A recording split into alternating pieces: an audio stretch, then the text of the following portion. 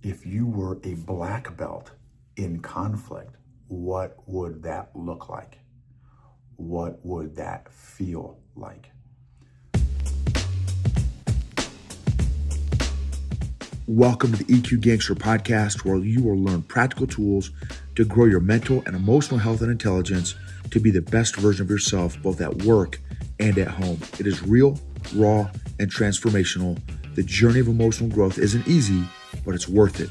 I believe in you.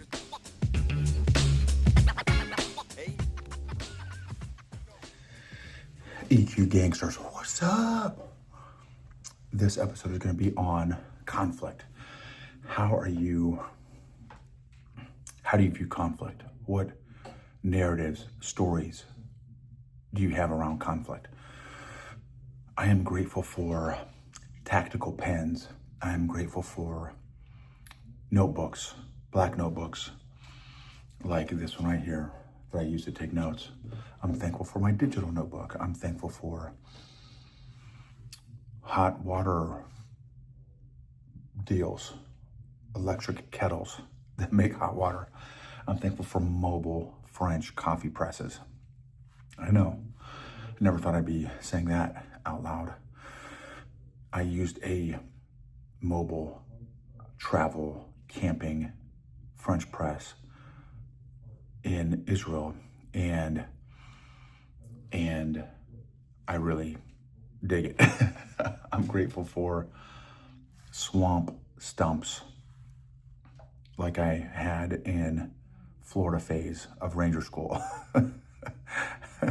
many moons ago. I'm grateful for challenges and growth and learning and smiles and teeth and dentists and clothes and gyms and Brazilian Jiu-Jitsu. How do you view conflict? I just went to a coffee shop to meet with a team member, and that was great. That's maybe another conversation. Young kid on our team who's killing it. He is a rock star. And I've been here for, 4 or 5 months now. And everyone that I've talked to, when his name comes up, always says that this dude is a rock star. And I'm like, wow, man, I gotta sit down with this guy. So finally, took me forever, but finally sat down with him, and he is a rock star. It's really fascinating dude. While I was there, he had to go. We were done, asked him a bunch of questions, and saw this guy, probably 40, wearing a cool hat deal, like a beanie kind of thing, and headphones and a jiu-jitsu shirt. Obviously, I had to go talk to him, because that's just what you do. You see a guy with a jiu-jitsu shirt on, it's like, come and say hi to me. So anyway, so I tap him on the shoulder. I say, hey man, how long you been rolling? And he's like, I can tell. I didn't give him any context. And he's like, how long have I been doing what? I said, well, your shirt, man, it's a jiu-jitsu shirt. Like it was a specific name of an academy here in the area that I've been to, I've rolled at. And he's like, oh man, I had no idea what you were talking about. Anyway, we got into this amazing conversation, and he's going through some tough times right now, and I've been through some tough times in the last couple of years. And so, I said that the power of learning jiu-jitsu is, he's been rolling for a few months. The power of learning jiu-jitsu is that we can fight with each other, even at 100%, and not hurt each other. Now, me more so than him right now, just because he's only been rolling for a few months. but he's been doing it long enough to understand what I'm saying. Right now, he's still in the spazzy white belt phase of his jiu-jitsu career, which I said, dude, like literally every white belt goes through it. That's why it's an actual thing, the spazzy white belt phase. And I said, because people, it takes varying times, 1 month to 6 months to a year, to retrain your nervous system, that just because you are fighting with somebody does not mean you are unsafe. And that does not mean that you have to switch your nervous system. The nervous system has to switch into fight mode. It doesn't. But intellectually, you can understand that. Practically and application-wise, it doesn't happen because your nervous system is still overriding your logic. Emotions often trump logic when we get emotionally hijacked and emotionally triggered and emotionally flooded. For example, when I was a white belt, I had my spazzy white belt phase for probably 6 months, 3 to 6 months. And I would roll with somebody and my nervous system would kick into fight mode because we're fighting. And that's all I know how to do. And all I know how to do is be aggressive. And so with every person I rolled with, I'm just using aggression and strength. That's all I know. I have zero technique at the time. And literally, the upper belt would say, hey, Noble, if they're walking around, just making sure everyone's rolling safely. Hey, Noble. And it'd take me a second to kind of snap out of my face. Yeah, coach, what's up? Dude, calm down. Okay, I got it, coach, I got it. I'd keep rolling. I'd go immediately right back into spazzy white belt mode. And he's like, Noble, stop. Stop, Noble. Yeah, coach, what's up? Noble, breathe. Yeah, okay, coach, got it. I'd go back to rolling, immediately go back into spazzy white belt mode. Aha. Noble, stop. Yeah, coach, what's up? Dude, chill out. Okay, I got it, coach, I got it. Go back to spazzy white belt. And the reason intellectually I understood what he was saying, my nervous system was still in fight mode. And so the message was not getting to my nervous system because I hadn't retrained my nervous system. Now, at the time, I didn't know what was going on. I just knew, like, crap, why can I not do what this guy's telling me to do? He's telling me to calm down, and I immediately go right back into aggressive mode. That is the exact same thing with conflict. Right? It's close, and let me explain. If you wrote down, here's a great exercise. So if I was coaching you one-on-one, and I said, okay, whatever your name is, whoever's listening, watching, excuse me, if I said, write down every word or phrase when you hear the word conflict, go. So when I say the word conflict, you write down every word or phrase that pops up in your head around the word conflict. And do that. That's a very powerful exercise. What percentage, and you can pause the podcast right now, pause the YouTube channel, and do this exercise. Now, look at your list of descriptions, words and phrases. What percentage of your list of descriptions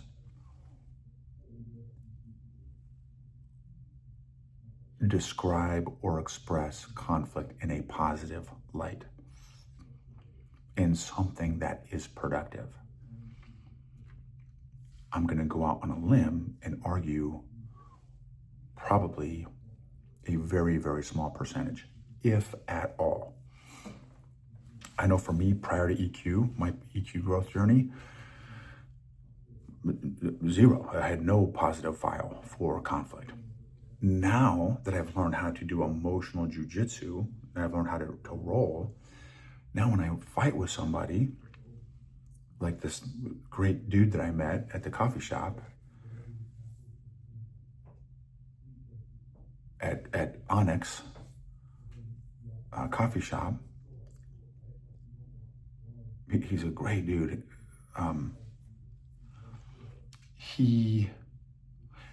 If he and I were to get into a conflict right now and start rolling, I know enough jujitsu that I'm not going to get hurt, and I'm not going to hurt him either. And because he's only been doing it for a few months, he said he's still in spazzy white belt mode. I know that the fact that he's aware that he's in spazzy white belt mode, I'm not going into spazzy white belt mode. Even if he wasn't aware that he's going into spazzy white belt mode, I know that that's what he's going to do, because he's a white belt with no stripes. And maybe he's got stripes, I have no idea. But he said that he's still in spazzy white belt mode. So regardless if he's aware or not, I am still not going to turn back into from purple belt to spazzy white belt mode. I'm not going to do that, because I've spent 8 years, thousands of hours, thousands of rolls, training my nervous system that my nervous system is still safe, even in the face of somebody that is spazzy white belt. That's the same thing with conflict. If we learn enough emotional jujitsu, conflict can be a great learning opportunity. Just like that's why I love rolling with everybody. I love rolling with a big giant guy. I love rolling with a Division I wrestler. I love rolling with the black belts. I love rolling with the brown belts. I love rolling with the blue belts, the white belts, the men, the women, the kids. I love rolling with everybody, because everyone's different. Their emotional maturity is different. Their physical maturity is different. Their jujitsu is different. Their expertise is different. Their game is different, right? All these different aspects. So everybody is a new role. So with every conflict that I get into with another human being, I love it, because I learn something new about their game that I may or may not ever roll again with, and something about my game. And I know enough jujitsu, emotional jujitsu, where that roll with that guy, that woman, that kid, that Division I wrestler, that 320 pound, 6'8" middle linebacker from University of Arkansas I'm gonna learn something from, and they may tap me, they may not tap me. That's not the point. The point is learning. I'm learning. I get an opportunity to learn. So I would encourage you to reframe how you think about conflict. If you think about conflict as an opportunity to learn about yourself and the person you're rolling with, you're doing jujitsu with, you're in conflict with, it's an opportunity to learn and grow, learn something about them, learn something about you. And you do enough of that, and you retrain your nervous system that you're safe. This is not going to blow us. We're not going to get into a fight, a physical fight. Now, is it uncomfortable getting, beat up in jujitsu? Of course, it's uncomfortable. That's part of the journey of conflict is uncomfortable, which is why I love jujitsu, because you can learn to get comfortable being uncomfortable, which is why as a big guy, 6'1", 250, 60 pounds, because I'm bigger than most people that roll, 98% of people that roll, probably, maybe 95%, I always start in bad positions. I let them start on top. They can start in the mount. They can start in side control. They can start on my back. I don't care. I don't care where they want to start at. It doesn't matter, because I've been starting in bad, uncomfortable positions for 8 years, thousands of times. So now it doesn't matter. Now I am comfortable being very, very uncomfortable, which is where I want to get with conflict. And so, which is why I love jujitsu, because it's a way to practice being uncomfortable in physical conflict, with jujitsu, but also sometimes emotional conflict when you have to deal with somebody. Like for me, when I'm rolling with anybody, I don't care what belt they are, because black belts, upper belts, or lower belts, I always let them start off with their offensive game. I mean, one, I'm assessing what their skill level is, regardless of their belt level, but two, I'm also assessing where their emotional maturity is. Is this somebody that has to win in order to roll? Otherwise, they're going to continue to get amped up emotionally and potentially physically and aggressively. Because because I'm an old guy, I'm not trying to get hurt. So, and because there are some upper belts that you would think that they have more emotional and physical control, and most do.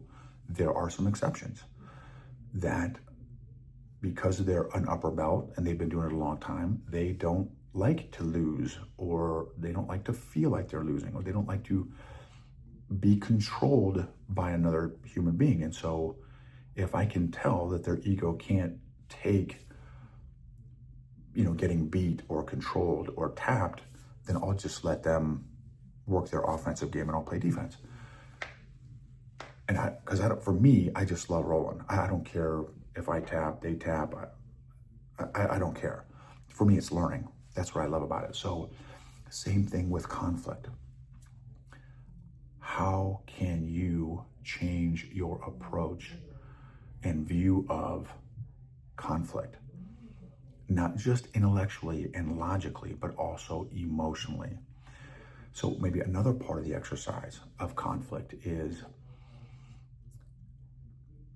if you were a black belt in conflict, what would that look like? What would that feel like? Write that down.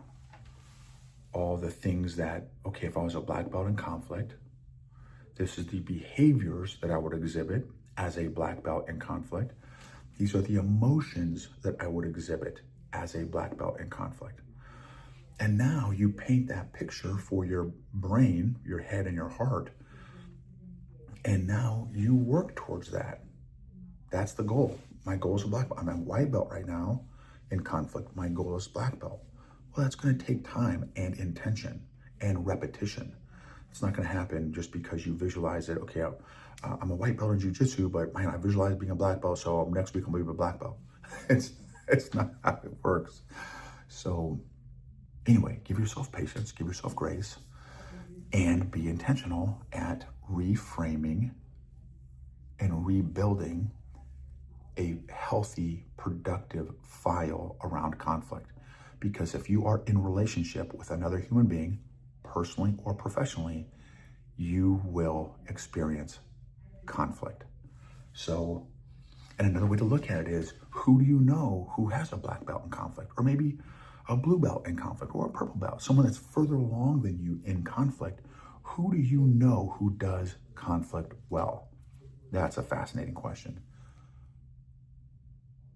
That's why most people, most leaders, most companies suck at accountability, because accountability can be uncomfortable and require uncomfortable, difficult, challenging conflict conversations.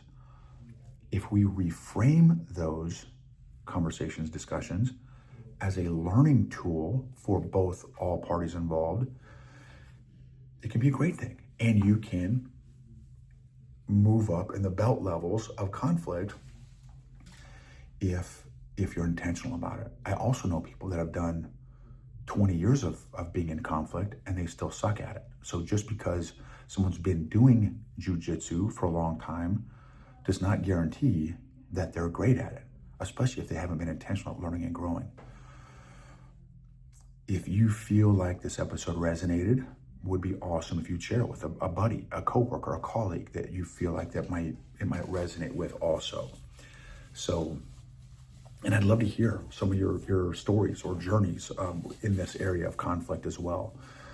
For all my YouTube folks, thank you so much for watching. All my podcast listeners, man, thank you guys so much.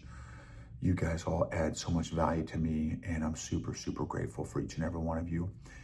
Your emotional health and fitness is worth the discomfort to become the best version of yourself. Not just for you, but for the people around you, for your family, for your friends, for your loved ones, for your coworkers.